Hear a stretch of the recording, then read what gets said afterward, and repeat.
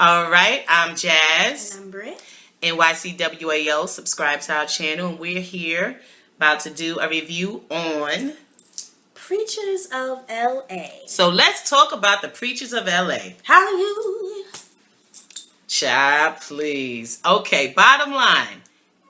The Preachers of LA, the cast includes Bishop Noel Jones, Dietrich Hayden or Haddon, however is it Hayden, Dietrich Hayden, Bishop Ron Gibson, yes, Haslip, yeah, Jay Haslip, Pastor Jay Haslip, and McClendon, and Wayne Chaney. Yes. What is McClendon's first name again? I don't remember his first name. Clarence McClendon. That's what I thought it was. That's how you know he's a jerk. Don't cut it out. Clarence. We know what Clarence. Oh yeah, that's true. Clarence ain't a jerk. Hey, Clarence. But and he's a preacher too. But the show starts off introducing all of the preachers, introducing and their wives, and their Bentleys, and their Audis, and their houses, and their pools. And their Range Rovers. The Range Rovers was looking bright. Did I see a Porsche? I think they're Porsches. No.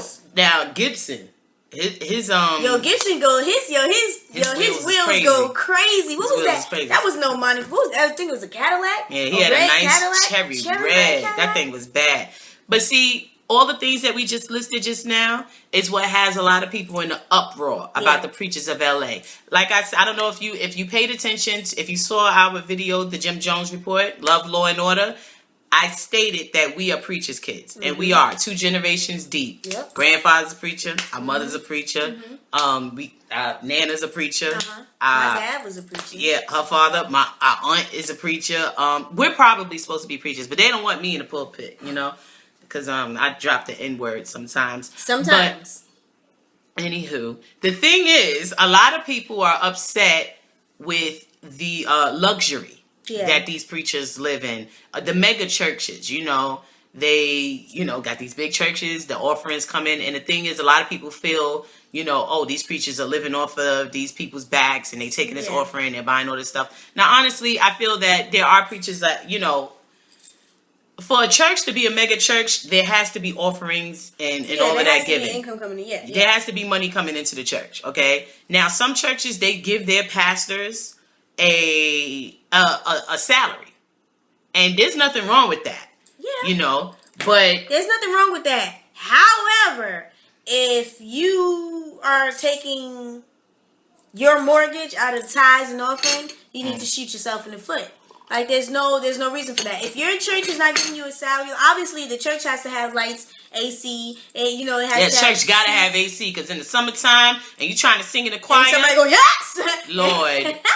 You need some AC. But, you need things for the church. You need pews or chairs, whatever. You need Bibles. You need... Choir need robes. Well, you don't need them, but folk want robes. Yeah, folk want robes. So, you need a church van that say church van on it. You know what I'm saying? For them folk that don't have cars. Exactly. You need all that stuff. Pero, there's no reason why, like, your church shouldn't have... Even if your church does have that, if you got a whole bunch of revenue coming in, like, maybe you don't need 6 cars. Maybe you can start a charity, or maybe you can have the activities for the kids or something, or a summer camp. You know what I'm saying? Like, the thing is, a lot of people, they feel like, they look at preachers like that, and they feel like, they're taking the money from the church, and that's how they're buying all of these things. And it's not always necessarily true. You have some preachers who they go out and they preach other places, and they are paid. It's speaking engagements. They're paid to go speak at these places. I don't find anything wrong with ministers.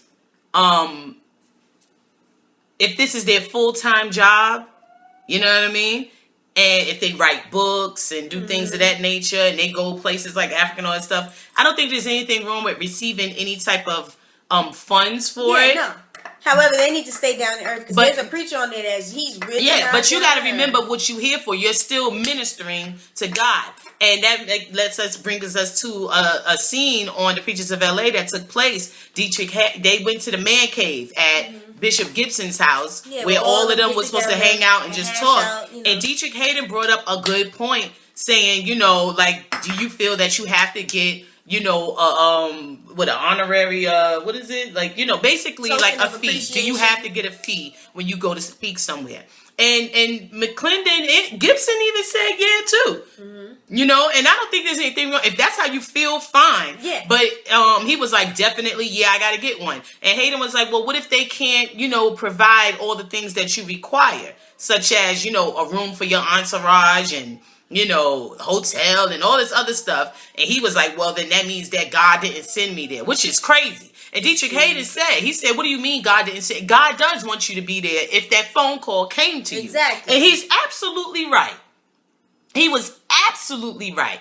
But it got real crazy when homeboy McClendon, they was having a little bit of back and forth. But Dietrich Haddon, he's turned up. Yeah, Dietrich Haddon he turns like, hello, how are you doing? Oh, really? So you're doing fine. Yeah, Dietrich Haddon. But performing arts folk, we be like that. Especially if you in the choir, you know how we be in the choir. We always overly animated. I thought our robes were gonna be plum. This is lavender. And everybody turns up if them robes ain't plum, if they lavender. But the thing is, Dietrich Haddon turned up, and he was kind of, and it wasn't. I didn't think he turned up so bad. I think he was just very passionate about what he was trying to say. And that's true. And he said, this is the problem with the ministry now. We're not supposed to be just looking for what we gonna get, how much we gonna get. Exactly. We're supposed to be doing God's work. At the end of the day, that's what you're doing. Okay? McClendon was like, nah, homie, if you ain't got that money for me, then I'm not supposed to be there. And that's ridiculous. Because my thing is, Jesus ain't get paid to give me life. He didn't. Thank you, Jesus. Okay? Jesus was walking around in the same outfit. Exactly. Jesus was wearing the same Jesus sandals that he made for himself when he was a child. Yes, Lord. And we appreciated Jesus. Yes, we do. The thing is, when he said that, Dietrich Hayden was like, what? Mm-hmm. And then McClendon addressed Dietrich Hayden as son. He was like, listen, he said, well, listen, son, you don't blah, blah, blah. Dietrich Hayden was like, listen, I'm not as young as I look. I'm not as young as you think I am. I'm not as young as you think I am. And then he stood up to leave and said, you're also not as intelligent as I thought you were. Crazy. Insane. Because that's a fight on my block. Listen, forget the block, even in the church. That's a fight in my sanctuary. Hello.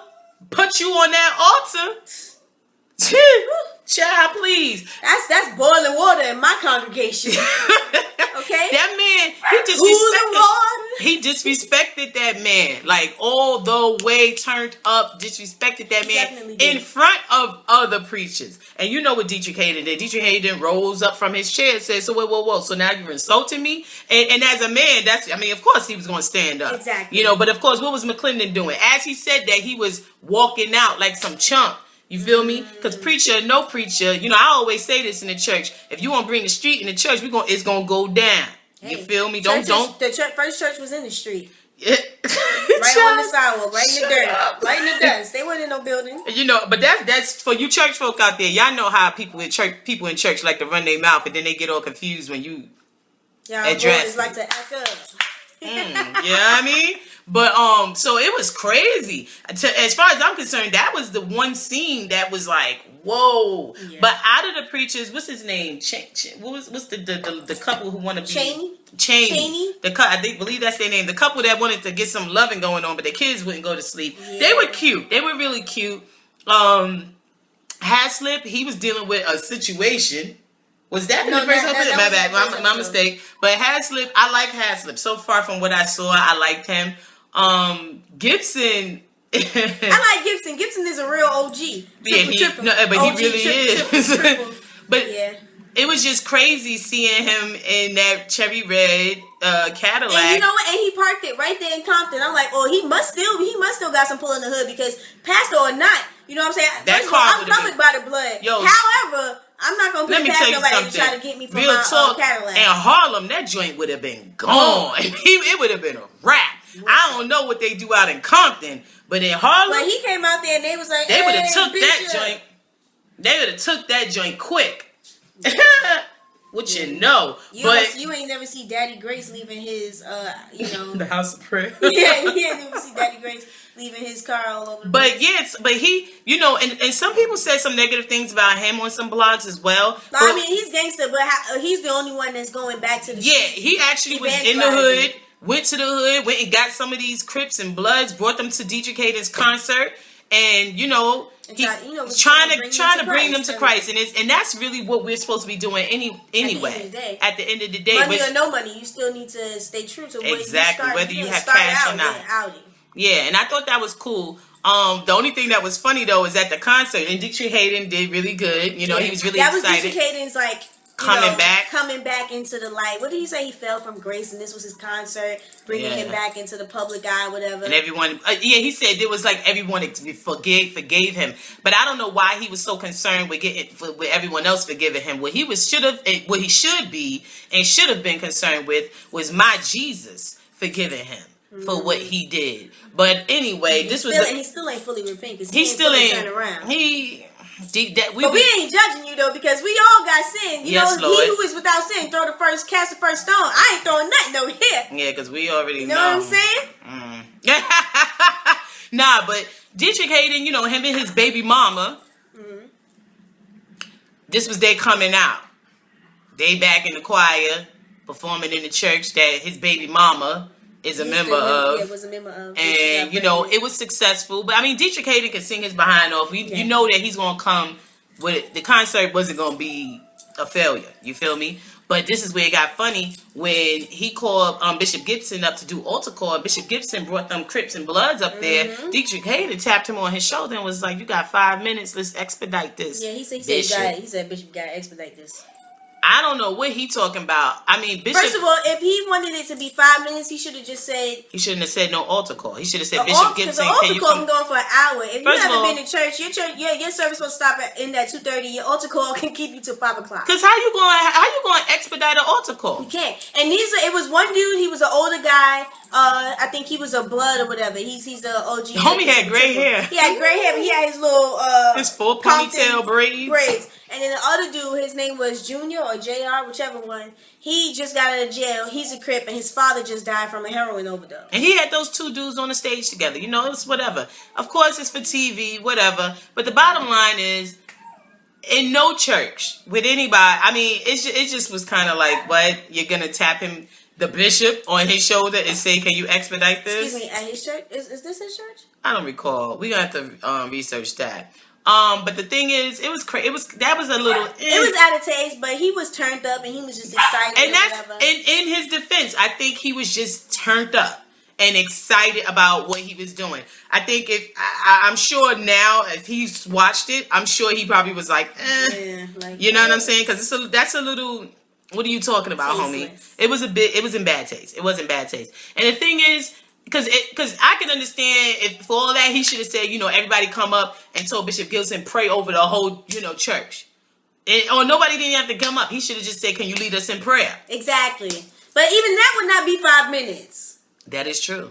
So what are you talking about? That is true. And I'm going to tell you something. And if that's that man's church, Dietrich needs to slap himself. Yeah.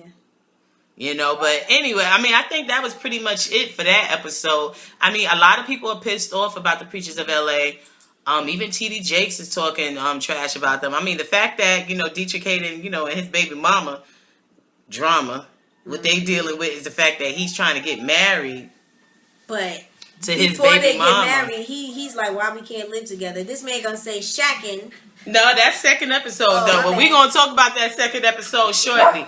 But the thing is, we already know first episode that he got his baby mama, and that's the whole reason why he feels like, you know, he done fell from grace. He done put his wife out there and said, oh, she was cheating with whomever. But the thing is, he also has a baby mama, you know, and it is what it is, you know, because chick got pregnant while he was going through his divorce. Wasn't fully divorced yet. Folk. It's kind of ratchet. Church folk be having that ratchet stuff too. Mm-hmm. It's shameful, but it happens too. But the thing is, you know, the Bible states for us to be more like Christ. Yeah. And that's, I think, the misconception that a lot of people... More like thee. Yes, Lord. The thing is that the misconception that people get is that they think because we're Christians that we're supposed to be perfect. No faults. Yeah. Let me tell you something. I mean, I'm pretty close to it, though. You know, I already know what my sin is. My biggest problem, you know, I mean, I dropped the N-word, you know. I mean, is it a sin? I guess. Whatever, you know. But the Lord knows my heart, and I don't be fronting.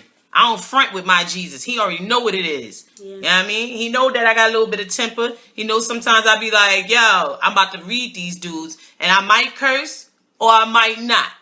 I might censor myself. She's probably gonna curse. Yeah, but she'll censor the big curses. And understand, we're preachers' kids. You feel me? Like, I'm not about to drop F-bombs and all that, but you might get a little, you know, there might be a little, you know, you might need to put, you know, whatever, if you come crazy.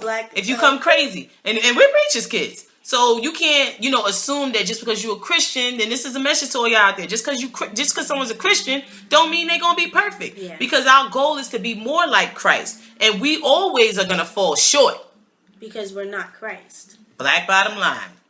So in closing, Preachers of LA. It's some serious stuff out there. I'm gonna be honest with you, it's some mess. I don't want to watch it anymore. But we will. Stay tuned for that second episode review, because child. Yeah, that second episode was crazy. I mean, but McClendon. I don't like McClendon. Dietrich Hayden, he's got some issues. I think he's a cool dude, but he's got some issues. He's definitely. But deep down, Dietrich understands ministry and what he's doing. McClendon. I don't have time for McClendon. And I thought he was about something. I saw him on TBN. And I thought he was about something. But anywho, in closing, Preachers of LA episode 1 was, we're going to call it interesting. Very interesting. For right now. And the status report on it is... I think it's turned up, but it's just like... We'll say we're coasting. Yeah, we coasting. Right now. Not turned up, not turned down. Episode 1 is coasting. Mm-hmm. And we shall see. We shall see. But we will tell you this. It's some mess. Ratchetness. Anywho, I'm Jazz. And I am Britt. Subscribe. NYCWAO. Later.